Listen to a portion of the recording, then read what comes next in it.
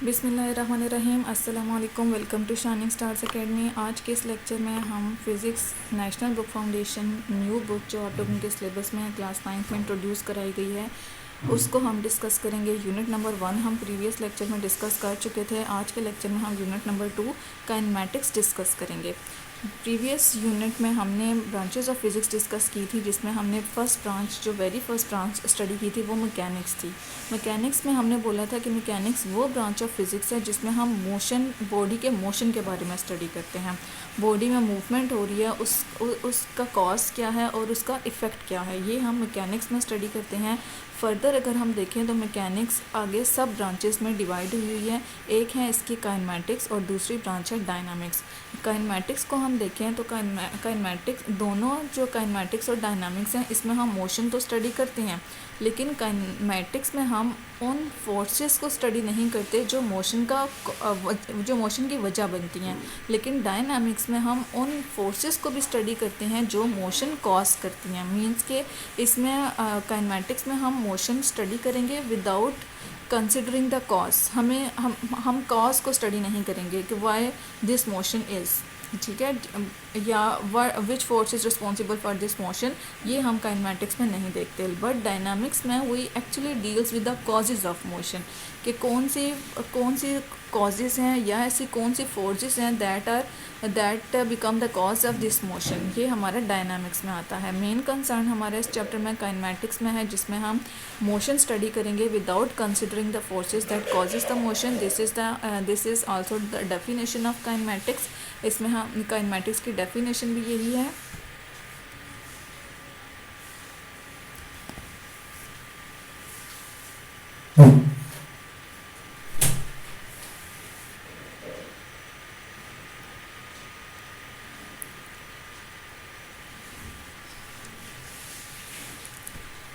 Kinematics का word Greek language से निकला है, जिसका मतलब मोशन होता है। और ये नीचे इसकी प्रॉपर डेफिनेशन उन्होंने लिखी है। ये वो ब्रांच ऑफ फिज़िक्स है that deals with the motion without considering the forces that causes और चेंज देयर मोशन। ठीक है, हम इसमें वो फोर्सेस के साथ हमारा कंसर्न नहीं होता कि कौन सी फोर्सेस मोशन को कॉज कर रही हैं या उसके मोशन को चेंज कर रही हैं। ठीक है, it does not concern with the cause of motion. तो एज पर काइनेमैटिक्स और डायनामिक्स में जो मेन डिफरेंस है वो यही है कि एक जो है वो कंसर्न करती है with the forces that causes the motion और दूसरी उस कॉज के साथ कंसर्न नहीं करती। ठीक है, तो आपका जो ये मैंने नोट्स इस पर बनाए हैं, ये इसमें आप लोगों के एक्सरसाइज के क्वेश्चंस भी कवर हो जाएंगे। साथ साथ मैंने मेंशन भी किया है कि एक्सरसाइज का कौन सा क्वेश्चन आप लोगों का इसमें कवर हो रहा है। तो सबसे पहला जो आप लोगों का एक्सरसाइज का क्वेश्चन है वो question number 1, differentiate between rest and motion. Rest and motion के बारे में आपने डिफरेंसेस बताने हैं और एग्जांपल के थ्रू आपने बताना है कि रेस्ट एंड मोशन जो है वो रिलेटिव टू ऑब्जर्वर है। मींस के रेस्ट एंड मोशन डिपेंड करते हैं ऑब्जर्वर किस स्टेट में है, वो खुद रेस्ट में है या मोशन में है, ये आप लोगों ने एग्जांपल के थ्रू एलेबोरेट करना है। तो differences between rest and motion में अगर हम रेस्ट एंड मोशन को देखें तो रेस्ट जो भी चीज़ रेस्ट पे होती है वो अपनी पोजीशन चेंज नहीं करती। जो मेन आइडेंटिटी है, जो मेन पॉइंट है जिसके ज़रिए हम रेस्ट एंड मोशन को एक दूसरे से डिस्टिंग्विश कर सकते हैं कि जो चीज़ रेस्ट पे होगी, जो बॉडी रेस्ट पे होगी, जो ऑब्जेक्ट रेस्ट पे होगा, वो with the passage of time अपनी पोजीशन चेंज नहीं करता। बट जो चीज़ मोशन में होगी वो with the passage of time अपनी पोजीशन चेंज करती रहती है। ठीक है, if the object does not changes its position with the passage of time then it is said to be at rest. अगर एक ऑब्जेक्ट अपनी पोजीशन चेंज नहीं कर रहा लेकिन वक्त गुजरता जा रहा है तो हम बोलेंगे वो बॉडी रेस्ट पे है। But if an object is changing its position with the passage of time with respect to an observer then it is motion. ठीक है, ऑब्जर्वर उसे देख रहा है और ऑब्जेक्ट जो है वो अपनी पोजीशन चेंज करते जा रहा है, then we say that object is in motion. Example में अगर हम देखें तो रेस्ट की एग्जाम्पल में है बेंच अंडर अ ट्री। कोई भी बेंच पड़ा हुआ है ट्री के नीचे, वो ऑब्जर्वर मूव कर रहा है या वो ख़ुद भी रेस्ट पे है तो वो बेंच उसे रेस्ट पे ही मिलेगा। But motion a car moving on the road, car जो रोड पे मूव कर रही है वो किसकी है, मोशन की एग्जांपल है, वो इन मोशन है। Rest and motion are relative to on observer. Rest and motion observer की पोजीशन पे डिपेंड करते हैं। एंड एक object at a time rest पे भी हो सकता है, एक एंड मोशन में भी हो सकता है, लेकिन वो डिपेंड करता है कि जो पर्सन उसे ऑब्ज़र्व कर रहा है वो ख़ुद किस स्टेट में है। फॉर एग्ज़ाम्पल अगर हम देखें तो एक कार में एक कार का डैशबोर्ड है, उसके ऊपर टिश्यू बॉक्स पड़ा हुआ है। अब जो person with in the car sitting with in the car, ठीक है, वो पर्सन जो कार के अंदर बैठा हुआ है, वो जो टिश्यू बॉक्स उसके डैशबोर्ड पे पड़ा है, according to that person sitting in the car, वो टिश्यू बॉक्स रेस्ट पे है। But that tissue box is in motion with respect to an observer that is standing outside the car। ठीक है, car move कर रही है, लेकिन car के अंदर जो ड्राइवर है वो खुद रेस्ट पे है, तो जो डैशबोर्ड पे टिश्यू बॉक्स पड़ा हुआ है वो उसे रेस्ट पे ही नज़र आएगा। लेकिन वही tissue box with respect to an observer जो आउटसाइड द कार है और वो कार को मूव होते देख रहा है, तो वो टिश्यू बॉक्स उस ऑब्जर्वर के अकॉर्डिंग अपनी पोजीशन को चेंज कर रहा है। Then that tissue box is in motion with respect to the person that is standing outside the car. ठीक है, तो इस तरह से एक चीज़ रेस्ट पे है या मोशन पे है, वो ऑब्जर्वर की स्टेट पे डिपेंड करता है। इस वजह से हम बोलते हैं कि rest and motion relative to an observer होते हैं। A tissue box placed on the dashboard of a car is at rest with respect to the observer sitting in the car, but the same tissue box is in motion with respect to the observer standing outside the car because it is changing its position with car. ठीक है, hope so आप लोगों को समझ आ गया होगा कि rest and motion observer से रिलेट कैसे करते हैं। या आप लोगों का एक्सरसाइज का क्वेश्चन 1 कवर हो गया है। नेक्स्ट है what are the different types of motions, define each type of motion with examples from daily life. आप लोगों ने मोशंस की डिफरेंट टाइप्स बतानी है और हर टाइप को डेली लाइफ से एग्जांपल लेकर उसको डिफाइन करना है।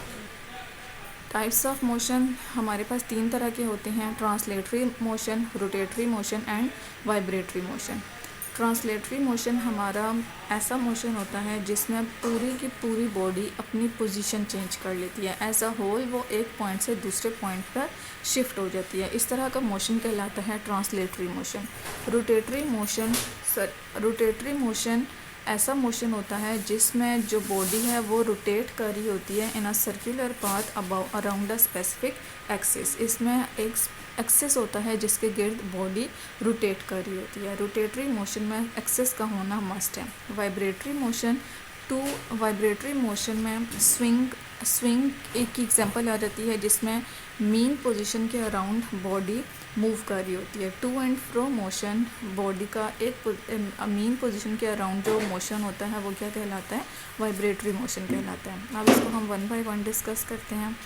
Translatory motion change in position of a body as a whole, कि बॉडी की पूरी पोजीशन चेंज हो जाना वो क्या कहलाता है, ट्रांसलेटरी मोशन कहलाता है। अब डेफिनेशन पे आप लोगों ने गौर करनी है। जब एक बॉडी की position as a whole means one body as a whole shifted from one point to another, एक जगह से दूसरी जगह पूरी की पूरी बॉडी उठकर शिफ्ट हो जाए, वो क्या कहलाता है, ट्रांसलेटरी मोशन कहलाता है। अब उसकी जो बॉडी की एक पोजीशन से दूसरी पोजीशन में शिफ्टिंग हो रही है वो स्ट्रेट लाइन में भी हो सकती है, उसका जो मोशन है वो कर्व्ड भी हो सकता है या फिर रैंडम भी हो सकता है। ठीक है, अगर वो स्ट्रेट, अब इस पे डिपेंड करता है उसके पाथ पे। अगर पाथ लीनियर है तो वो लीनियर मोशन होगा, ट्रांसलेशनल मोशन जिसे हम बोलेंगे। और अगर उसका पाथ कर्व्ड है तो फिर हम उसको बोलेंगे सर्कुलर मोशन या कर्वी लीनियर मोशन, और रैंडम है तो वो रैंडम मोशन। लेकिन ये तीनों के तीनों जो मोशंस है ये किस में आते हैं, ट्रांसलेटरी मोशन के अंडर ही आते हैं, जिसमें बॉडी एज अ होल एक पोजीशन से दूसरे पोजीशन पे शिफ्ट हो जाती है। All points of the moving object move uniformly in the same direction, body के ऊपर जितने भी पॉइंट्स होंगे वो एक ही डायरेक्शन में मूव कर रहे होंगे। There is no change in object orientation, object की ओरिएंटेशन में किसी किस्म का कोई डिफरेंस नहीं होगा।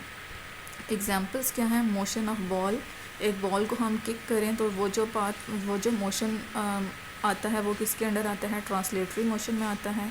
कार का मोशन आता है, फ्लाइंग बर्ड्स हैं, एयरप्लेन हैं, इन सब के मोशंस ट्रांसलेटरी मोशन के एग्जांपल्स में आते हैं।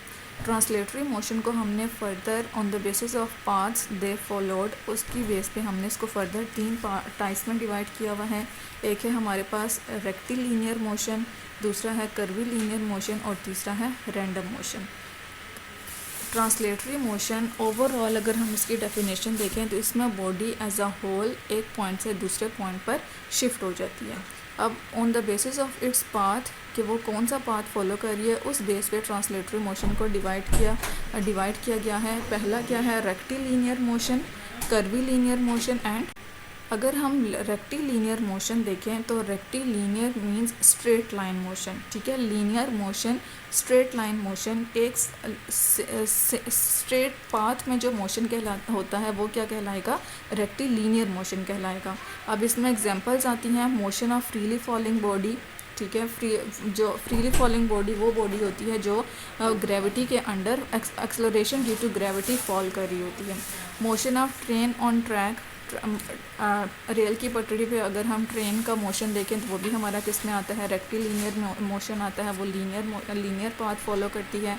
मोशन ऑफ गन शूट अगर बुलेट जब गन से निकलती है तो वो भी कौन सा पाथ फॉलो करती है, स्ट्रेट लाइन पाथ फॉलो करती है, तो उसका मोशन भी क्या होगा, रेक्टिलिनियर मोशन होगा। होप्स आपको समझ आई होगी।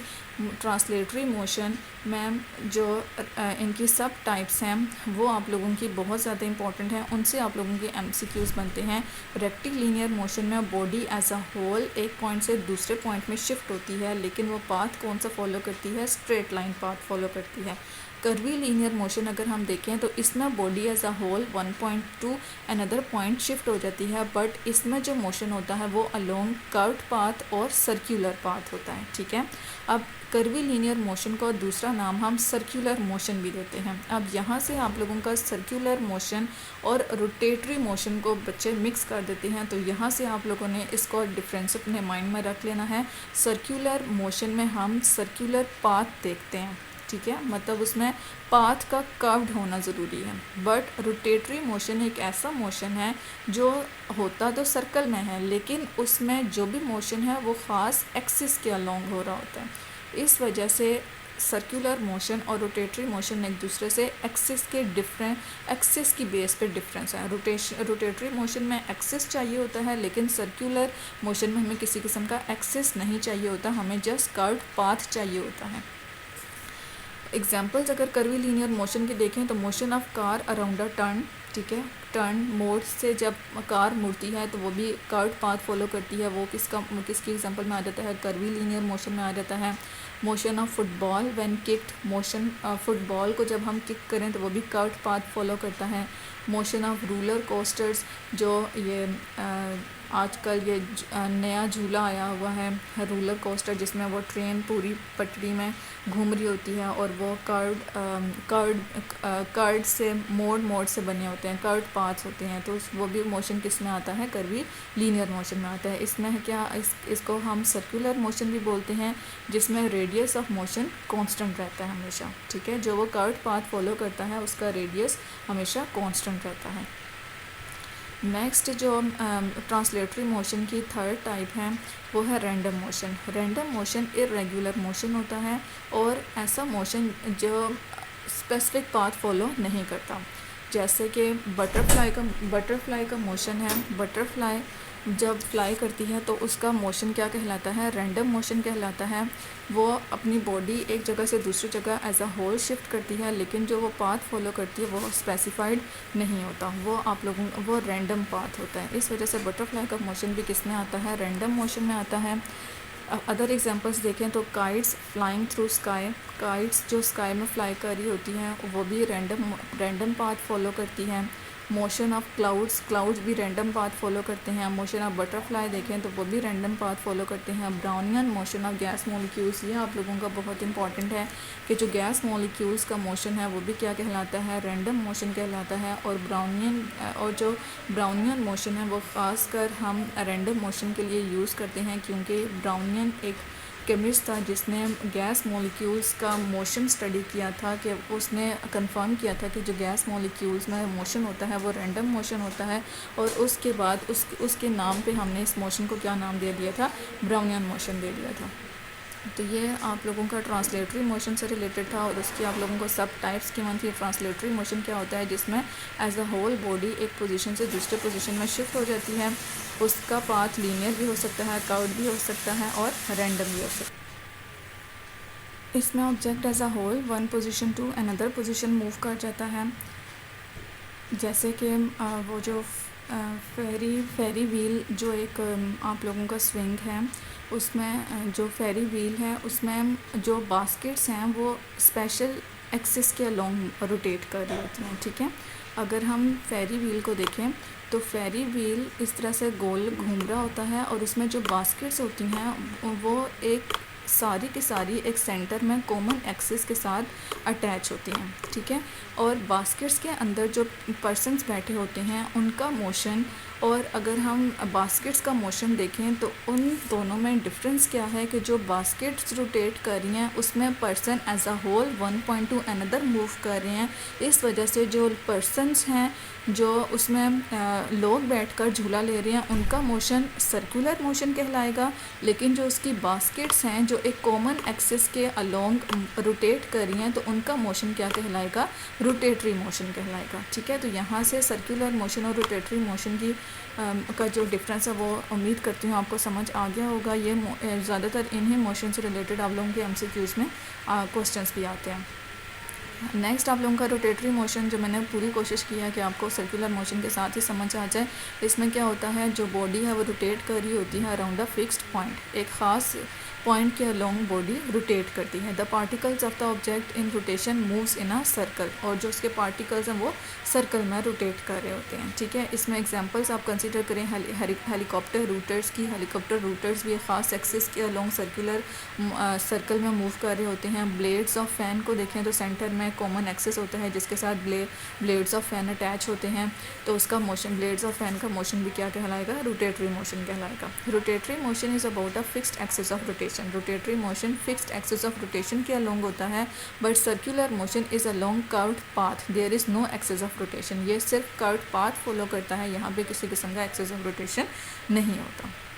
नेक्स्ट आप लोगों का वाइब्रेटरी मोशन, किसी भी बॉडी का एक ही अपनी मीन पोजीशन के गेट टू एंड फ्रो मोशन क्या कहलाता है, वाइब्रेटरी मोशन कहलाता है। या हम बैक एंड फोर्थ मोशन भी इसको बोलते हैं, ठीक है। टू एंड फ्रो मोशन के लिए another word back and fourth motion का वर्ड यूज़ होता है जो मीन पोजीशन के अलोंग होता है, ठीक है। इसमें जो कॉमन एग्जांपल है वो आप लोगों की है स्विंग झूला जो आप लोगों का होता है, ठीक है।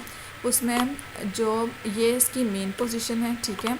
जब हम झूला झूलते हैं तो हम इधर एक्सट्रीम पे चले जाते हैं, ठीक है। फिर हम वापस अपनी मेन पोजीशन पर आते हैं और मेन पोजीशन पे रुकते नहीं हैं बल्कि हम दूसरी एक्सट्रीम पोजीशन पे चले जाते हैं। तो ये मोशन क्या कहलाता है, to and fro motion about its mean position. Mean position के अलोंग टू एंड फ्रो या बैक एंड फोर्थ मोशन जो है वो क्या कहलाता है, वाइब्रेटरी मोशन कहलाता है। इसके लिए दूसरा वर्ड ऑसिलेटरी मोशन का भी यूज़ होता है, ठीक है।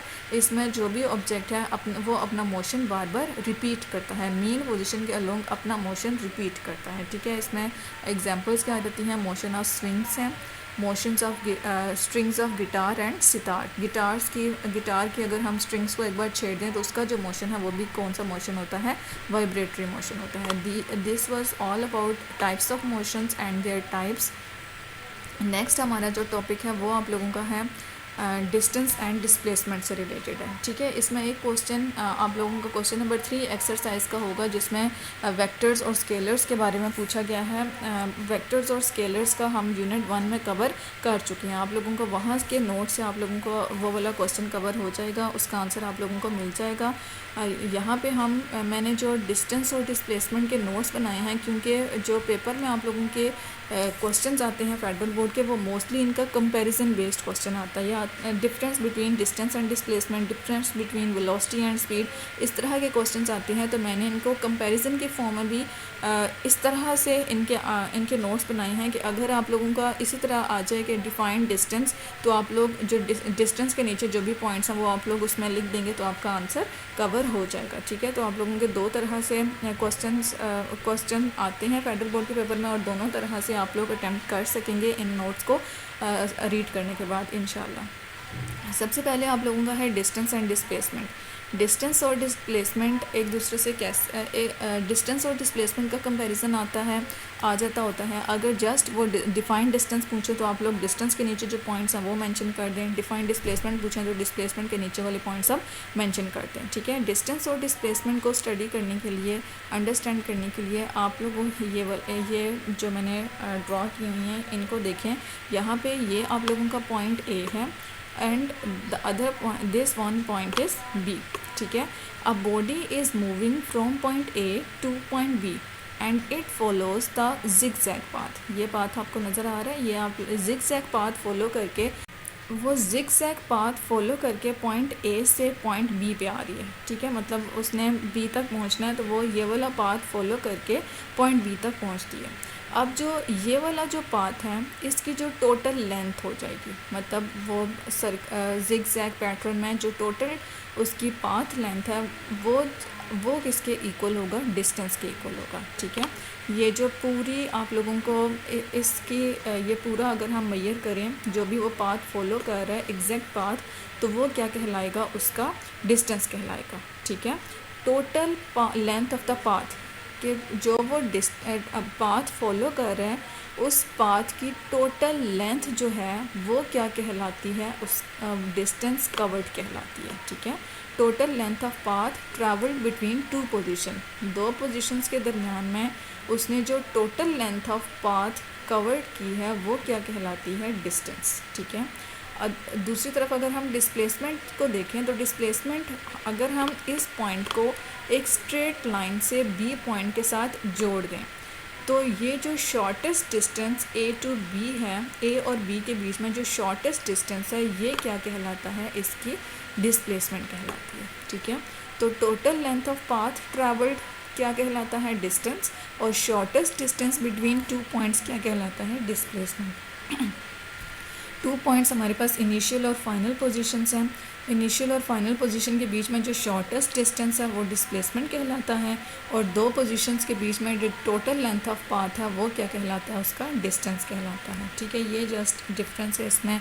डिस्टेंस की कोई डायरेक्शन नहीं होती, it has no direction, but displacement has direction, ठीक है। वो क्वांटिटीज़ जिनको डायरेक्शन की ज़रूरत नहीं होती, just they can easily be completely described only by numerical magnitude with its unit are known as scalar quantities. ये हम प्रीवियस चैप्टर में डिस्कस कर चुके हैं। और वो वाली क्वांटिटीज़ जिनको न्यूमेरिकल मैग्नीट्यूड्स के साथ साथ डायरेक्शन भी चाहिए होती है अपनी कंप्लीट डिस्क्रिप्शन के लिए, उनको हम बोलते हैं वेक्टर क्वांटिटी। तो distance has no direction, therefore it is a scalar quantity, and displacement has direction, therefore it is a vector quantity. Distance को हम डिनोट करते हैं delta x, delta r, delta s भी यूज़ कर सकते हैं, delta D भी use कर सकते हैं, और डेल्टा एल भी यूज़ कर सकते हैं। डिस्प्लेसमेंट के लिए भी हम यही रिप्रेजेंटेशंस यूज़ कर सकते हैं, लेकिन उसके लिए हमें जो भी हम सिंबल यूज़ करेंगे उसके ऊपर हमें एरो हेड डालना पड़ेगा, ठीक है, क्योंकि ये वेक्टर क्वांटिटी है। तो इसको डिस्टेंस से डिफ्रेंशिएट करने के लिए हमें इसके ऊपर एरो लगाना पड़ता है, जिससे पता चलता है कि ये हमारी डिस्प्लेसमेंट है which is a vector quantity. Distance हमारे ऐसा यूनिट डिस्टेंस के मीटर्स हैं, क्योंकि ये भी किसके यूनिट रखता है, लेंथ के यूनिट रखता है, और डिस्प्लेसमेंट के भी यूनिट हमारे पास वेक्टर हैं। डिस्प्लेसमेंट को फाइंड करने के लिए डी एफ फाइनल पोजीशन या final distance minus d I initial distance, दोनों को माइनस कर दें तो हमारे पास क्या आ जाएगी, डिस्प्लेसमेंट की वैल्यू आ जाएगी। This was all about distance and displacement. ये आप लोगों के लिए मैंने बहुत इजी करके लिखा है, होप सो आप लोगों को समझ आएगा, और इंशाल्लाह आप लोग मुझे अपना फीडबैक भी देंगे कि कितना आप लोगों ने अंडरस्टैंड किया है, या मैं लेक्चर में क्या इम्प्रूवमेंट ला सकती हूँ। तो प्लीज़ आप लोगों की सजेशंस की भी बहुत ज़रूरत है, तो मुझे ज़रूर आप लोगों ने सजेशंस भी देने हैं अपनी। नेक्स्ट ये डिस्टेंस और डिस्प्लेसमेंट से रिलेटेड जो आप लोगों के कॉन्सेप्चुअल क्वेश्चंस हैं। अच्छा, इस चैप्टर में आप लोगों की जो प्रीवियस 9th की बुक थी NBF की, उसमें डेरिवेशन ऑफ इक्वेशंस थी। First equation of motion, second equation of motion and third equation of motion, उनकी प्रॉपर डेरिवेशंस थी, जो इस वाली बुक में इस चैप्टर में स्किप कर दी गई हैं। तो इसमें से ज़्यादातर जो कॉन्सेप्ट बेस्ड क्वेश्चंस यहाँ से बन सकते हैं, न्यूमेरिकल्स आ सकते हैं। तो आप लोगों ने इस तरह से कॉन्सेप्ट क्लियर करने हैं इस चैप्टर से रिलेटेड जितने भी हैं, ताकि आप लोगों को पेपर में किसी किस्म की कोई परेशानी का सामना ना करना पड़े। कैन डिस्प्लेसमेंट भी ग्रेटर देन डिस्टेंस, पहला ये कैन यू टेल में आप लोगों का बॉक्स क्वेश्चन था बुक में, जिसमें उन्होंने पूछा है कि क्या डिस्प्लेसमेंट डिस्टेंस से बड़ी हो सकती है। तो डिस्प्लेसमेंट डिस्टेंस से बड़ी कभी नहीं हो सकती, क्योंकि डिस्प्लेसमेंट को हमने डिफ़ाइन ही क्या किया है, शॉर्टेस्ट डिस्टेंस, ठीक है। डिस्प्लेसमेंट क्या है, shortest distance between two points. ये क्या है, दो पॉइंट्स के बीच में शॉर्टेस्ट डिस्टेंस है, इस वजह से डिस्प्लेसमेंट डिस्टेंस से बड़ी कभी भी नहीं हो सकती। ये उससे छोटी होती है या डिस्टेंस के इक्वल होती है, ठीक है, कभी भी उससे बड़ी नहीं हो सकती। कैन डिस्टेंस एंड डिस्प्लेसमेंट भी इक्वल, क्या डिस्टेंस और डिस्प्लेसमेंट इक्वल हो सकते हैं? यस, ये इक्वल हो सकते हैं। If a body is following a straight path, अगर वो स्ट्रेट पाथ फॉलो कर रही है ए पोजीशन से बी पोजीशन पे जाने के लिए, देन उसका जितना उसने डिस्टेंस ट्रैवल किया है उतनी ही उसकी डिस्प्लेसमेंट है। ठीक है, तो स्ट्रेट लाइन पाथ में जब भी बॉडी मूव करेगी तो उसकी डिस्टेंस और डिस्प्लेसमेंट इक्वल होगी। ठीक है, this was all about concept जो डिस्टेंस और डिस्प्लेसमेंट से रिलेटेड है। नेक्स्ट हमारा जो टॉपिक है वो है स्पीड एंड वेलोसिटी। स्पीड और वेलोसिटी को अगर हम देखें तो स्पीड डिपेंड करती है, स्पीड हमें क्या बताती है? How fast N object is moving. Speed हमें बताती है कि ऑब्जेक्ट कितना तेज़ है, कितना स्लो है। ठीक है, स्पीड हमें हाउ फास्ट या हाउ स्लो बताती है, इस बारे में इंफॉर्मेशन देती है किसी भी ऑब्जेक्ट की। लेकिन जो वेलोसिटी है वो हमें स्पीड बताती है as well as direction of motion बताती है। ठीक है, ये तो हमें बताती है कि body is going how fast या with what speed is going, is it fast और slow, but it also tells direction of motion के जो उसकी स्पीड है वो किस डायरेक्शन में है। ठीक है, वो किस डायरेक्शन में उसका मूवमेंट करवा रही है। ठीक है, तो ये क्या कहलाती है? वेलोसिटी कहलाती है। स्पीड हमें बताती है how fast N object is moving, और वेलोसिटी हमें स्पीड के साथ साथ क्या बताती है? डायरेक्शन ऑफ मोशन बताती है। ये वाला एक की डिफरेंस है between speed and velocity. Next अगर हम इसकी डेफिनेशन की बेस पे इसका इनका डिफरेंस देखें तो स्पीड को हम डिफ़ाइन करते हैं कि टाइम के साथ साथ एक बॉडी ने कितना डिस्टेंस कवर किया है। ठीक है, द टाइम, इसको हम सिंपली कैसे डिफाइन करते हैं? The time rate of change of distance is called speed. लेकिन वेलोसिटी डिपेंड करती है डिस्प्लेसमेंट पे। ठीक है, वेलोसिटी की डेफिनेशन किस पे डिपेंड करती है? डिस्प्लेसमेंट पे, कि बॉडी ने एक स्पेसिफिक टाइम में कितनी डिस्प्लेसमेंट कवर की है, वो क्या कहलाती है? वेलोसिटी कहलाती है। ठीक है, time rate of change of distance is called speed, but time rate of change of displacement is called velocity. अगर हम मैथमेटिकल फॉर्म देखें तो मैथमेटिकली स्पीड क्या है? डिस्टेंस डिवाइडेड बाय टाइम, और वेलोसिटी क्या है? Displacement divided by time. Speed को हम v से डिनोट करते हैं, डिस्टेंस को डेल्टा d से, और टाइम डेल्टा t हो जाएगा। और डिस्टेंस क्या है? df minus ti, final distance minus initial distance, और time to reach at final distance minus time at the initial distance. ये हमारे पास किसका फार्मूला है? स्पीड का फार्मूला है। Velocity displacement divided by time होता है। वेलोसिटी की रिप्रेजेंटेशन के लिए हम v का ही सिंबल लेते हैं, लेकिन इसके लिए हम इसके ऊपर एरो हार्ट डाल देते हैं, जिसका मतलब क्या है कि ये हमारे पास वेक्टर क्वांटिटी है। Delta D divided by delta T, delta D ये डिस्प्लेसमेंट का को शो कर रहा है कि इसके ऊपर एरो डिस्प्लेसमेंट को शो कर रहा है। और इसका फार्मूला भी क्या बनेगा? v is equal to d f minus d i divided by T F minus T i. ठीक है, स्पीड डिस्टेंस से रिलेटेड है। डिस्टेंस को डायरेक्शन नहीं चाहिए होती खुद को डिस्क्राइब करने के लिए, तो स्पीड को भी डायरेक्शन नहीं चाहिए, इसलिए डिस्टेंस स्केलर क्वांटिटी है तो स्पीड भी स्केलर क्वांटिटी है। वेलोसिटी किस पे डिपेंड कर रही है? डिस्प्लेसमेंट पे। डिस्प्लेसमेंट वेक्टर क्वांटिटी है तो वेलोसिटी भी क्या होगी? वेक्टर क्वांटिटी है। ठीक है, और अगर हम इनके यूनिट्स देखें तो यूनिट्स में डिस्टेंस के यूनिट होते हैं मीटर्स। ठीक है, डिस्टेंस के यूनिट क्या होते हैं? मीटर्स, और टाइम के यूनिट क्या हैं? सेकंड्स। तो इस तरह से जो स्पीड के यूनिट बने वो क्या बने? मीटर पर सेकंड। इसी तरह से डिस्प्लेसमेंट के यूनिट भी मीटर्स और टाइम के यूनिट सेकंड, तो इसके वेलोसिटी के यूनिट भी क्या बने? मीटर पर सेकंड। दोनों के यूनिट्स सेम हैं, जो क्या है?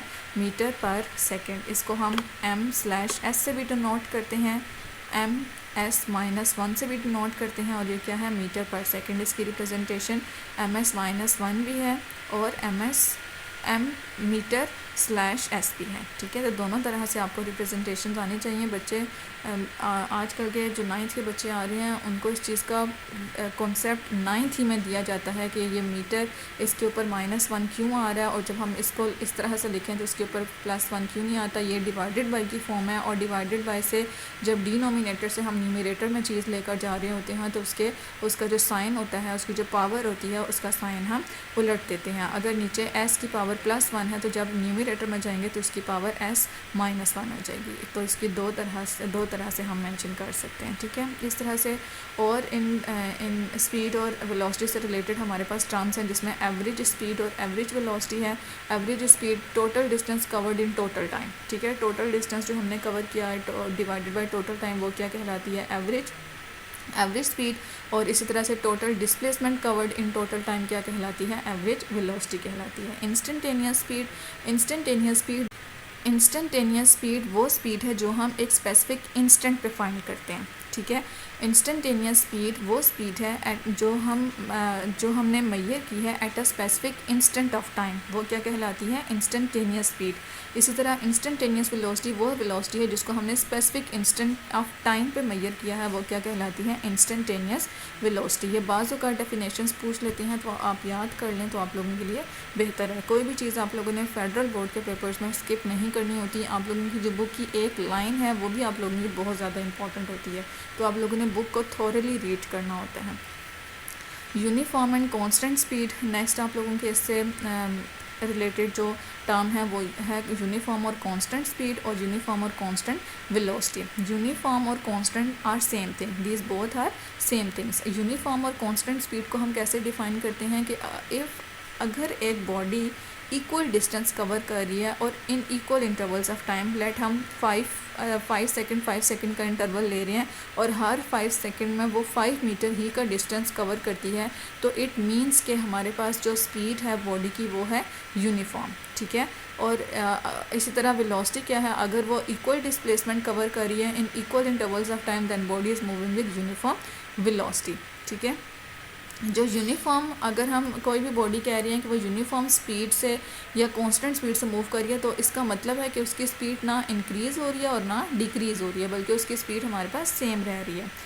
इनके कंपैरिजन में जो दूसरी टर्म्स यूज़ होती हैं वो है नॉन यूनिफॉर्म और वेरिएबल वेलोसिटी, ठीक है। इसमें हमने क्या बोला था कि इक्वल इंटरवल्स ऑफ टाइम के साथ साथ वो इक्वल डिस्टेंस कवर करती है या फिर इक्वल डिस्प्लेसमेंट कवर कर रही है, लेकिन नॉन यूनिफॉर्म के केस में वो इक्वल टाइम इंटरवल तो इक्वल है, लेकिन इक्वल इंटरवल्स ऑफ टाइम के साथ जो उसकी वो जो डिस्टेंस कवर कर रही है वो इक्वल नहीं है, वो अनइक्वल है, ठीक है। इक्वल इंटरवल्स ऑफ टाइम के साथ जो वो डिस्टेंस कवर कर रही है वो हर इंटरवल में चेंज है। जैसे अगर फर्स्ट 5 सेकंड में उसने 10 मीटर डिस्टेंस ट्रैवल किया है और नेक्स्ट 5 सेकंड में वो 2 मीटर डिस्टेंस ट्रैवल कर रही है, मीन्स उसने इक्वल डिस्टेंस ट्रैवल नहीं किया, इक्वल डिस्टेंस कवर नहीं किया। Same is the case with displacement, therefore its speed is called as non-uniform or variable speed and its velocity is called as non-uniform or variable velocity। इसकी speed increase भी कर सकती है और decrease भी। Non uniform या variable speed के case में वेलोसिटी इंक्रीज़ भी कर सकती है और डिक्रीज़ भी कर सकती है। नॉन यूनिफॉर्म और वेरिएबल वेलोसिटी थोड़ा आप लोगों के लिए इंपॉर्टेंट हो जाता है, किस सेंस में कि इसमें से एक कॉन्सेप्चुअल बेस्ड क्वेश्चन बन सकता है कि जो सैटेलाइट अर्थ के गिर्द अपने ऑर्बिट में रिवॉल्व कर रही है उसकी वेलोसिटी कांस्टेंट वेलोसिटी क्यों नहीं है। हालांकि जब हम उसे सैटेलाइट को अपने ऑर्बिट में रखते हैं तो उसकी जो वेलोसिटी है वो हम कांस्टेंट रखते हैं, लेकिन ये कह रहे हैं कि उसकी वेलोसिटी कांस्टेंट नहीं होती, कि तो इसकी रीज़न क्या है। वेलोसिटी किस पे डिपेंड कर रही है, डायरेक्शन पे भी डिपेंड कर रही है, ठीक है। अगर उसकी डायरेक्शन भी चेंज हो रही है तो मींस वेलोसिटी चेंज हो रही है। अगर हम एक सैटेलाइट को हमने अब ऑर्बिट जो कि उसका सर्कुलर ऑर्बिट है उसमें हमने रखा हुआ है, तो हर पॉइंट पे या हर इंस्टेंट पे अगर हम देखें तो उसकी वेलोसिटी की डायरेक्शन चेंज हो रही है। यहाँ पे उसकी वेलोसिटी की डायरेक्शन ये है, जब सैटेलाइट यहाँ पे आती है तो उसकी वेलोसिटी की डायरेक्शन यूँ हो जाती है, ठीक है। यहाँ पे आएगी तो उसकी डायरेक्शन इस तरह की हो जाएगी। तो हर पॉइंट पे उसकी वेलोसिटी की डायरेक्शन चेंज हो रही है, इस वजह से हम उसकी वेलोसिटी को यूनिफॉर्म वेलोसिटी नहीं कह सकते, या हम ये नहीं कह सकते कि जो सैटेलाइट अर्थ के अराउंड ऑर्बिट में हमने प्लेस की हुई है वो कांस्टेंट वेलोसिटी से मूव कर रही है। To produce variable velocity either the speed और डायरेक्शन और बोथ आर चेंजेस, ठीक है। वेरिएबल वेलोसिटी प्रोड्यूस करवाने के लिए या तो हमें स्पीड चेंज करनी है या उसकी डायरेक्शन चेंज करनी है या फिर दोनों चीज़ें चेंज करनी है। और अगर हमें उसे कांस्टेंट से मूव करवाना है तो हमें उसकी स्पीड भी कांस्टेंट रखनी है, हमें उसकी डायरेक्शन भी एक ही रखनी है। For example, a satellite moving with constant speed in a circular path around the earth does not have a constant velocity since its direction of motion is constantly changing. ये मैंने आपको एक्सप्लेन कर दिया है. ये वाला जो ये क्वेश्चन आप लोगों का कॉन्सेप्ट बेस है, तो इस तरह का क्वेश्चन आप लोगों से एग्जाम्स में पूछा जा सकता है. नेक्स्ट है आप लोगों की टर्म एक्सेलरेशन. एक्सेलरेशन डिपेंड करती है वेलोसिटी के ऊपर. जैसे हमने वेलोसिटी को डिफाइन किया, time rate of change of displacement is called velocity. इसी तरह एक्सेलरेशन क्या है? Time rate of change of velocity. Acceleration produce करवाने के लिए हमारे पास वेलोसिटी का चेंज होना मस्ट है. अगर वेलोसिटी चेंज नहीं हो रही मीन्स एक्सेलरेशन उस बॉडी में किसी किस्म की कोई एक्सेलरेशन नहीं है. एक्सेलरेशन की वैल्यू ज़ीरो है. इसको हम रिप्रेजेंट कैसे करते हैं? स्मॉल ए लेटर यूज़ करते हैं और उसके ऊपर हम एरो डाल देते हैं जो शो करता है it is a vector quantity. Velocity is a vector quantity, so acceleration is also a vector quantity. अगर हम वेलोसिटी चेंज कर रहे हैं तो तब भी हमारे पास एक्सेलरेशन चेंज हो रही है. अगर हम वेलोसिटी की डायरेक्शन चेंज कर रहे हैं तब भी हमारे पास एक्सेलरेशन प्रोड्यूस हो रही है. अभी मैंने आपने ऊपर सर्कुलर मोशन के केस में पढ़ा, वहाँ पे हमारे पास वेलोसिटी कांस्टेंट है बट एक्सेलरेशन ज़ीरो नहीं है. ठीक है, वेलोसिटी कांस्टेंट होने से एक्सेलरेशन ज़ीरो इसलिए नहीं है क्योंकि वो अपनी डायरेक्शन कॉन्टीन्यूसली चेंज कर रहा है. तो डायरेक्शन चेंज करने की वजह से उसकी वेलोसिटी भी कांस्टेंट नहीं है और वहाँ पे एक्सेलरेशन भी प्रोड्यूस हो रही है जो क्या कहलाती है? सेंट्रीपिटल एक्सेलरेशन कहलाती है. ठीक है, वैसे magnitude of velocity circular orbit के केस में कांस्टेंट है बट डायरेक्शन उसकी कांस्टेंट नहीं है, जिस वजह से हम ये नहीं बोलते कि हमारी वेलोसिटी कांस्टेंट है. दैट्स वाई वहाँ पे एक्सेलरेशन भी प्रोड्यूस होगी जो सेंट्रीपिटल एक्सेलरेशन कहलाएगी और उसकी डायरेक्शन टूवर्ड्स द सेंटर होगी. मैथमेटिकली अगर हम देखें तो acceleration change in velocity divided by time है. चेंज इन वेलोसिटी को डेल्टा वी से रिप्रेजेंट करते हैं. यहाँ पे डेल्टा मीन्स चेंज और इसको हम रिप्रेजेंट कैसे? चेंज या डिफरेंस भी हम इसे बोलते हैं. Difference means final velocity minus initial velocity. Final और इनिशियल वेलोसिटी के बीच में कितना डिफरेंस आ रहा है? Delta T V T F minus T I. ये दो एक्सेलरेशन वेलोसिटी की तरह वेक्टर क्वांटिटी है. इसके यूनिट्स अगर हम एक्सेलरेशन के यूनिट देखें तो ऊपर हमने वेलोसिटी के यूनिट डिराइव किए थे जो कि मीटर पर सेकंड थे. M s minus 1. ठीक है, और हमारे पास डिनोमिनेटर में हमारे पास क्या है? टाइम.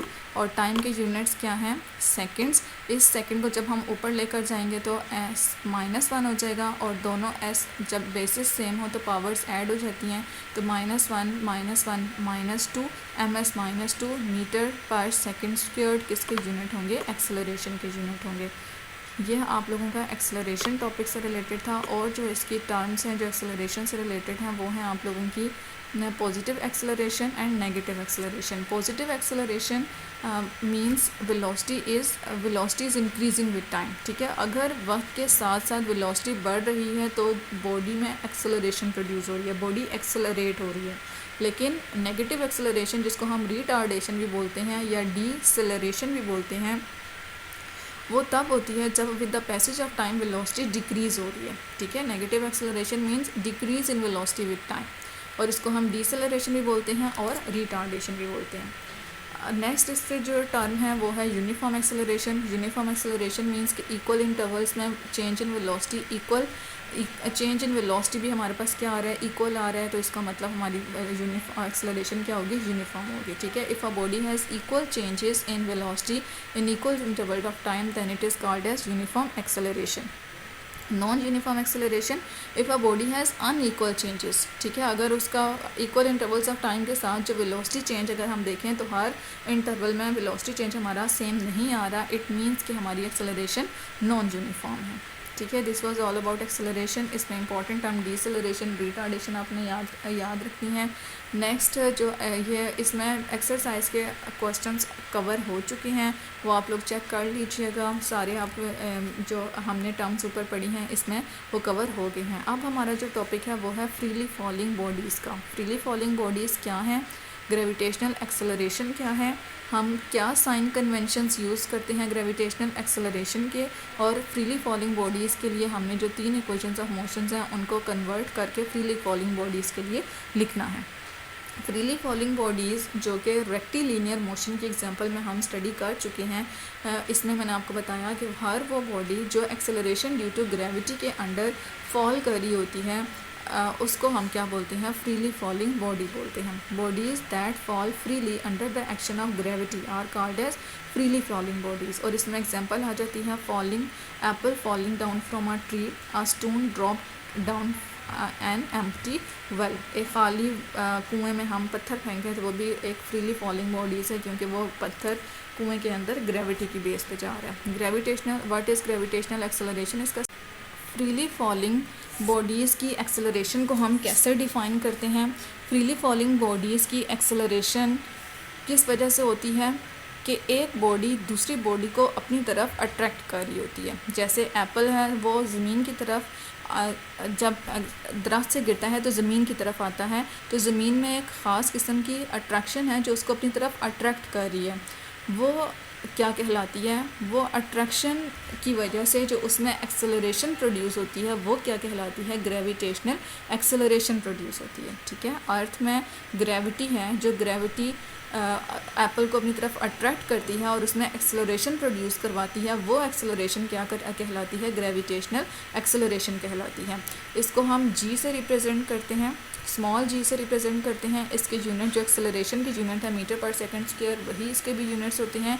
इसकी वैल्यू 9.8 मीटर पर सेकंड स्क्वायर है, और अगर फीट में हम लें तो 32.2 फीट पर सेकंड स्क्वायर है। ये चीज़ आप लोगों की बुक में मेंशन है, तो हो सकता है ऑब्जेक्टिव में आप लोगों का ये पूछा जा सके, तो आप लोगों ने फीट्स में भी इसकी जो वैल्यू है वो याद करनी है। ठीक है, acceleration of freely falling bodies को हम कैसे डिफ़ाइन करते हैं कि जब एक बॉडी किसी दूसरी बॉडी को अपनी तरफ अट्रैक्ट कर रही होती है, तो उस फोर्स ऑफ अट्रैक्शन के बायस जो बॉडी उसकी तरफ गिर रही होती है उसमें एक्सेलरेशन प्रोड्यूस होती है, और वो एक्सेलरेशन क्या कहलाती है? Gravitational acceleration. ठीक है, साइन कन्वेंशंस अगर हम देखें तो साइन कन्वेंशंस में अगर वो जो भी बॉडी है वो ग्रेविटी की वजह से मूव कर रही है, मतलब ड्यू टू ग्रेविटी मूव कर रही है, तो फिर हम जो साइन ऑफ ग्रेविटेशनल एक्सेलरेशन लेंगे वो पॉजिटिव लेंगे। लेकिन अगर वो अगेंस्ट द ग्रेविटी मूव कर रही है, मतलब लेट्स सपोज अगर एप्पल ज़मीन की तरफ आ रहा है तो किसकी वजह से आ रहा है? ग्रेविटी की वजह से आ रहा है, तो तब हम एक्सेलरेशन की वैल्यू क्या लेंगे? Plus G. ठीक है, पॉजिटिव लेंगे। But if it is moving against gravity, अगर वो ज़मीन से अवे जा रहा है, then acceleration due to gravity is taken as negative, तो फिर हम उसकी वैल्यू क्या लेंगे? नेगेटिव लेंगे। ये this was all about sign conventions for gravitational acceleration. अगर यहाँ पे थोड़ी सी डिस्टर्बेंस हो गया तो माजरत, but let we continue. Next इसका जो पार्ट था वो equations of motion of a freely falling body है। फ्रीली फॉलिंग बॉडीज़ के लिए इक्वेशन ऑफ मोशन हम कैसे चेंज करते हैं कि जहाँ पे हमें इक्वेशन ऑफ मोशन में एक्सेलरेशन मिलती है ए, उसको हम acceleration due to gravity G में चेंज कर देते हैं। तो हमारे पास ये first equation of motion freely falling body के लिए V F is equal to V I plus G T बन जाएगा। सेकेंड इक्वेशन ऑफ मोशन अगर हम देखें तो यहाँ पे एस को हमने हाइट से रिप्रेजेंट कर दिया है, क्योंकि उसमें हम डिस्टेंस लेते हैं, और यहाँ फ्रीली फॉलिंग बॉडीज़ के केस में हमारे पास हाइट आ जाती है। तो H is equal to V I T plus 1/2 G T square, और थर्ड इक्वेशन ऑफ मोशन हो जाएगा 2gh, जो कि 2as था वैसे, लेकिन यहाँ पे a को हमने g से एक्सेलरेशन ड्यू टू ग्रेविटी से चेंज करा दिया और s को हमने हाइट से रिप्लेस करा दिया। तो 2gh क्या हो जाएगा? V F square minus V I square. ठीक है, नेक्स्ट हमारे पास बहुत इंपॉर्टेंट टॉपिक है distance time graph. Distance time graph से हमें इंफॉर्मेशंस भी इंपॉर्टेंट मिलती हैं, तो ये आप लोगों के साथ अभी हम डिस्कस करती हूँ। डिस्टेंस टाइम ग्राफ में हम ग्राफ प्लॉट करते हैं डिस्टेंस और टाइम के बीच में, जिसमें हम टाइम इंडिपेंडेंट वेरिएबल है, इसको हम एक्स एक्सिस पे लेंगे। डिस्टेंस जो टाइम पे डिपेंड कर रहा है, डिपेंडेंट वेरिएबल है, तो डिपेंडेंट वेरिएबल को हम वाई एक्सिस पे लेते हैं। ठीक है, और इसमें हमारे पास एक ग्रेडियंट ऑब्टेन होती है, जो किसकी ग्रेडियंट, या फिर हम इसको दूसरा नाम क्या देते हैं? स्लोप का नाम देते हैं, जो हमें किसके बारे में इंफॉर्मेशन देती है? डिस्टेंस टाइम ग्राफ के से जो हमारे पास ग्रेडियंट या स्लोप जिसको हम बोलते हैं, वो हमें किस बारे में इंफॉर्मेशन देता है? स्पीड के बारे में इंफॉर्मेशन देता है। ठीक है, वो हमें यहाँ पे किसके बारे में इंफॉर्मेशन देता है? स्पीड के बारे में। डिस्टेंस टाइम ग्राफ से जो हमें जो इंफॉर्मेशन मिलती है वो हमें किस बारे में मिलती है? स्पीड के बारे में मिलती है। Because distance covered in unit time is called as speed. ठीक है, तो यहाँ पे आप लोगों को नीचे जो ग्राफ दिया हुआ है जिसमें हमने एक्स एक्सिस के लॉन्ग टाइम लिया है, वाई एक्सिस के लॉन्ग हमने डिस्टेंस लिया है। ये आपका इनिशियल पॉइंट, ये इसका फाइनल पॉइंट, ये हमारे पास स्लोप आई है। यहाँ पे हमने इसको डिवाइड कर दिया है, इसको इस परपेंडिकुलर ड्रॉ करके हमने इसको टाइम एक्सिस से मिला दिया और यहाँ पे हमने इसे डिस्टेंस एक्सिस से मिला दिया। ये आपका इनिशियल टाइम, इनिशियल डिस्टेंस, और ये आपका final time and final distance. तो स्लोप या ग्रेडियंट किसके इक्वल है? ऊपर हम लेंगे change in distance divided by change in time. तो change in distance S F minus S I divided by T F minus T I, और ये किसका फार्मूला है? Distance per unit time gives us speed. तो ये slope हमें किसके बारे में इंफॉर्मेशन देती है? स्पीड के बारे में इंफॉर्मेशन देती है। This was all about distance time graph. Distance time graph, ये आप लोगों का एक्सरसाइज का 7 क्वेश्चन है जिसमें उन्होंने पूछा और बोला हुआ है कि आपने डिस्टेंस टाइम ग्राफ ड्रॉ करने हैं जब बॉडी रेस्ट पे हो, उस वक्त हमारा ग्राफ कैसा होगा। तो डिस्टेंस टाइम ग्राफ जब हम रेस्ट पे बॉडी के लिए ड्रॉ करते हैं तो उसमें हम देखेंगे कि रेस्ट पे जब होगी इट मीन्स कि body is not changing its position, body does not covering any distance. Rest means body does not covering any distance but time is passing. तो टाइम पास कर रहा है बट डिस्टेंस चेंज नहीं हो रहा। जहाँ पे बॉडी थी, लेट्स सपोज उसने 2 मीटर का डिस्टेंस ट्रैवल किया, आफ्टर दैट बॉडी स्टॉप हो गई और उसने टाइम गुजरता गया बट वो वक्त गुजरता गया but the body stay at the same position, then we say that the body at rest. तो इसके लिए हमारे पास जो इसकी स्लोप आती है वो हॉरिजॉन्टल स्ट्रेट लाइन आती है, जिसका मतलब है कि body is at rest. Time is passing but no change in distance is seen, it means the body is at rest. और स्पीड हमारे पास क्या है? 0 है। जब डिस्टेंस ही चेंज नहीं हो रहा तो स्पीड क्या होगी? 0 होगी। ये आप लोगों का डिस्टेंस टाइम ग्राफ था जब बॉडी रेस्ट पे है। नेक्स्ट हम देखेंगे distance time graph when body is moving with uniform speed. ठीक है, uniform speed means distance is changing equally in equal intervals of time. Her interval में जो डिस्टेंस के चेंज होने की वैल्यू है वो आपकी इक्वल आ रही है। लेट्स सपोज यहाँ पे आपका 5 सेकेंड टाइम था, डिस्टेंस 10 था।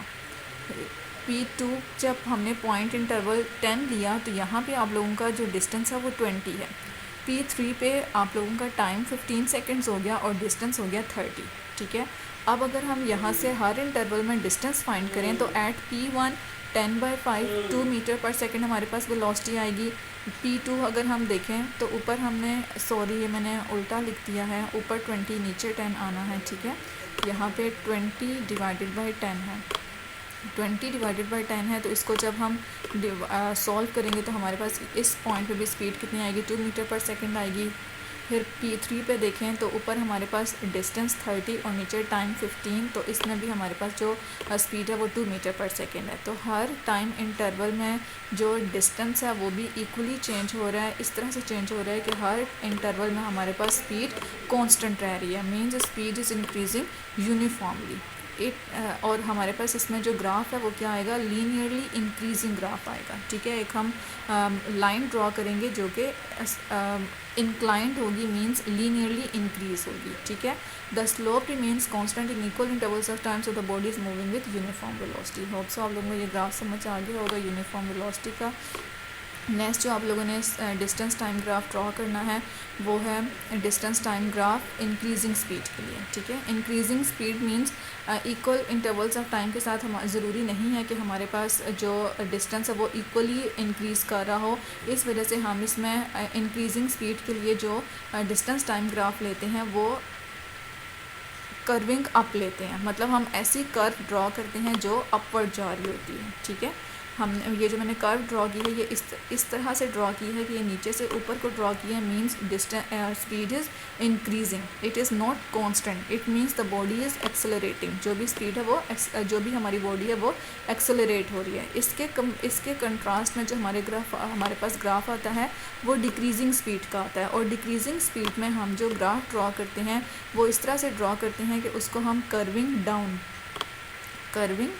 डाउन, वो इस तरह से डाउनवर्ड कर्व की फॉर्म में आता है। ठीक है। It means that the speed is decreasing, और decreasing speed means decelerating, increasing speed means accelerating, और डिक्रीजिंग स्पीड मीन्स डीसेलरेटिंग। यहाँ पे ये देखें distance time graph decreasing speed के लिए हमने लीनियरली उसमें टाइम जो उसका डिस्टेंस टाइम ग्राफ है वो नॉन लीनियरली चेंज हो रहा है, उसमें हम curving down the slope is decreasing, इसमें स्लोप क्या हो रही है टाइम के साथ साथ डिक्रीज़ हो रही है। इस वजह से इसको हम बोलते हैं therefore the object is decreasing in speed, object अपनी स्पीड को डिक्रीज़ कर रहा है, और इसको क्या बोलते हैं डीसेलरेटिंग। अच्छा सॉरी, ये जो ग्राफ है ये इस तरह से नहीं होना चाहिए, ये ग्राफ कर्विंग डाउन इस तरह होना चाहिए, ठीक है, कि टाइम के साथ साथ अगर हम देखें तो इसकी वेलोसिटी डाउनवर्ड बढ़ती जा रही है। तो इस ग्राफ को आप ठीक कर लीजिएगा, ये ग्राफ इस तरह से अपवर्ड डाउन, इस तरह से डाउनवर्ड नहीं आएगा, बल्कि आप वाई एक्सिस से स्टार्ट करेंगे और इसको इस तरह से डाउनवर्ड ड्रॉ करेंगे। ये आप लोगों का डिक्रीजिंग स्पीड का ग्राफ है। सॉरी, एक्सट्रीमली सॉरी, ये मैंने ग्राफ गलत ड्रॉ कर दिया है, लेकिन अब मैंने लेक्चर में आप लोगों को ठीक करवा दिया, तो प्लीज़ आप लोग भी ठीक कर लीजिएगा, सॉरी। नेक्स्ट है आप लोगों का speed time graph. It is plotted between, इसको हम स्पीड और टाइम के अगेंस्ट प्लॉट करते हैं। टाइम हमारा इंडिपेंडेंट वेरिएबल, उसको एक्स एक्सिस के अलॉन्ग, स्पीड हमारी डिपेंडेंट वेरिएबल, उसको वाई एक्सिस के अलॉन्ग दे दिया। स्पीड टाइम ग्राफ हमें दो चीज़ों के बारे में इंफॉर्मेशन देती है, एक एक्सेलरेशन के बारे में और दूसरा किसके बारे में इंफॉर्मेशन देती है, डिस्टेंस कवर्ड के बारे में। अब जो एक्सेलरेशन की इंफॉर्मेशन हमें मिलती है वो हमें स्लोप से मिलती है, ठीक है, स्लोप या ग्रेडियंट से मिलती है। और डिस्टेंस कवर्ड की जो इन्फॉर्मेशन है वो हमारे पास area under speed time graph. हम जो ग्राफ ड्रॉ करते हैं उसमें जो हम स्लोप ड्रॉ करेंगे, उसके स्लोप जो ड्रॉ करेंगे उसके नीचे जो एरिया है वो हमें क्या बताता है, डिस्टेंस के बारे में इंफॉर्मेशन देता है। एक्सेलरेशन, अगर एक्सेलरेशन को देखें तो ये हमने एक हमने ग्राफ ड्रॉ किया, टाइम एक्स एक्सिस के लॉन्ग और स्पीड वाई एक्सिस के लॉन्ग। ये हमारे पास इनिशियल टाइम और ये इनिशियल वेलोसिटी, और ये फाइनल टाइम और ये फाइनल वेलोसिटी। सॉरी, ये मैंने यहाँ पे राइटिंग मिस्टेक है, ये टी आई इनिशियल टाइम और ये टी एफ फाइनल टाइम है, उल्टा मैंने लिख दिया है। स्लोप हमारे पास क्या है, change in speed velocity divided by change in time, change in velocity V F minus V I divided by T F minus T I. और ये किसकी डेफिनेशन है, change in velocity per unit time is gives us acceleration. तो slope से हमें किसकी information मिलती है, एक्सेलरेशन के बारे में इंफॉर्मेशन मिलती है, ठीक है। ये एक्सेलरेशन के बारे में था। अब जो area under speed time graph है वो हमें क्या बताता है, डिस्टेंस कवर्ड। ये ग्राफ्स आप लोगों के बहुत ज़्यादा इंपॉर्टेंट है। एक्सेलरेशन हम कैसे फाइंड कर सकते हैं, डिस्टेंस कवर्ड कैसे फाइंड कर सकते हैं। अगर हम कोई भी स्पीड टाइम ग्राफ ड्रॉ कर रहे हैं और वो ऐसा ग्राफ है कि हमें एक शेप देता है, ठीक है, मतलब उसको अगर हम उसकी साइड्स को क्लोज करें तो वो हमें एक ख़ास ज्योमेट्रिक शेप मिलती है, और उस ज्योमेट्रिक शेप की बेस पे हम फाइंड करते हैं उस शेप का एरिया, और उस शेप का जो एरिया है वही हमारा किसके इक्वल हो जाता है, डिस्टेंस कवर्ड के इक्वल हो जाता है। फॉर एग्जांपल हमारे पास ये स्पीड टाइम ग्राफ है जिसमें टाइम चेंज हो रहा है but speed is not changing. It means here acceleration is zero. Acceleration तब होती है जब स्पीड चेंज हो रही हो, तो स्पीड हमारी कांस्टेंट है, मीन्स एक्सेलरेशन ज़ीरो। और इसको ये हमारी स्लोप थी, इसको हमने यहाँ से ज्वाइन करके एक क्लोज ज्योमेट्रिक शेप बना दी, और ये शेप क्या है, रेक्टेंगल की शेप है। तो एरिया अंडर स्लोप किसके इक्वल है, एरिया ऑफ रेक्टेंगल के। और एरिया ऑफ रेक्टेंगल का फार्मूला क्या होता है, विड्थ मल्टीप्लाई लेंथ। यहाँ पे विड्थ देखें तो विड्थ हमारे पास वेलोसिटी के इक्वल है, और लेंथ देखें तो लेंथ हमारे पास टाइम के इक्वल है। तो एरिया किसके इक्वल हो जाएगा, v मल्टीप्लाई टी। और हमने बोला एरिया अंडर स्लोप किसके इक्वल है, डिस्टेंस कवर्ड के, तो इसको हमने किसके इक्वल ले लिया, s is equal to V T. This was the calculation for distance covered when the geometric shape obtained is a rectangle, and when the geometric shape is a triangle. यहाँ पे speed time graph में velocity is linearly increasing, means जो हमारी speed है वो हर interval से equally उसमें change आ रहा है। हर इंटरवल में जो वेलोसिटी में चेंज है वो इक्वल है। इट मींस यहाँ पे जो एक्सेलरेशन है वो यूनिफॉर्म है। और एरिया अंडर स्लोप किसके इक्वल होगा, एरिया ट्रायंगल के इक्वल होगा। एरिया ट्रायंगल 1/2, एरिया ट्रायंगल का फार्मूला होता है 1/2 लेंथ मल्टीप्लाई विड्थ। ठीक है। इसमें आप लोगों को इनके फार्मूलाज आने चाहिए। 1/2 लेंथ मल्टीप्लाई विड्थ हमारे पास किसके इक्वल है, वेलोसिटी के इक्वल, और लेंथ हमारे पास किसके इक्वल है, टाइम के इक्वल। तो एरिया हम क्या बोलते हैं कि एरिया हमें किसकी वैल्यू देता है, डिस्टेंस कवर्ड की, तो डिस्टेंस किसके इक्वल आ जाएगा, 1/2 VT के। ये डिस्टेंस कवर्ड के बारे में हो गया। अब इन्होंने बोला है, ये आप लोगों का एक्सरसाइज का क्वेश्चन भी है, आप लोगों ने स्पीड टाइम ग्राफ ड्रॉ करना है, ज़ीरो एक्सेलरेशन का, यूनिफॉर्म एक्सेलरेशन का और यूनिफॉर्म डीसेलरेशन का। तो ज़ीरो एक्सेलरेशन में acceleration means speed is changing, जब स्पीड चेंज ही नहीं हो रही तो एक्सेलरेशन हमारे पास क्या होगी, ज़ीरो होगी। तो इस वाले ग्राफ में अगर आप देखें तो यहाँ पे स्पीड चेंज नहीं हो रही, एक हमें हॉरिजॉन्टल लाइन मिल रही है जो पैरेलल टू टाइम एक्सिस है, मींस टाइम बढ़ रहा है but speed remains constant, speed is not changing. तो स्पीड चेंज नहीं हो रही means acceleration zero. Uniform acceleration means velocity speed is increasing linearly, जो आप लोगों की स्पीड है वो लीनियरली इंक्रीज़ होती जा रही है, हर इंटरवल के साथ जो आप लोगों का चेंज इन स्पीड या चेंज इन वेलोसिटी है वो इक्वल है। It means that acceleration is uniform. और यूनिफॉर्म डीसेलरेशन में इक्वल इंटरवल ऑफ टाइम के साथ जो चेंज इन वेलोसिटी है वो इक्वल है, but with the passage of time the change in velocity gives a decreasing value, then its graph will be like this कि time axis के long speed axis के long इसकी highest value होगी and time axis के करीब जब ये आएगा तो इसकी स्पीड की वैल्यू डिक्रीज़ होती चली जाएगी, ठीक है। तो ये यूनिफॉर्म डीसेलरेशन का ग्राफ है। ये ग्राफ्स आप लोगों के बहुत ज़्यादा इंपॉर्टेंट है, बच्चे अक्सर इसको गलत कर देते हैं, लेकिन उम्मीद करती हूँ इंशाल्लाह आप लोगों को ये चीज़ आप लोगों ने ज़रूर अंडरस्टैंड की होगी और आप लोगों का माइंड बन गया होगा। मज़ीद इस तरह के अगर ग्राफ्स आ जाएँ तो आप उन्हें ड्रॉ करने के काबिल हो जाएंगे। अब मैंने पूरी कोशिश की है कि आपको अपना बेस्ट दे सकूं, फिर भी अगर किसी किस्म की कोई गलती ज़्यादती हो गई हो तो आप लोगों से माज़रत तलब करती हूँ। आप लोगों की सपोर्ट की मुझे बहुत ज़रूरत है, आप लोगों के कमेंट्स ही मेरी मोटिवेशन होते हैं। तो प्लीज़ आप लोग अपने कमेंट्स के ज़रिए मुझे ज़रूर बताएं कि आप लोगों को मेरी काविश कैसी लगी, और अगर आप लोग मेरे लेक्चर्स को अंडरस्टैंड करते हैं तो प्लीज़ मुझे ज़रूर बताइएगा ताकि मज़ीद भी आप लोगों के लिए लेक्चर्स अपलोड करूँ। Thank you so much. अल्लाह हाफिज़।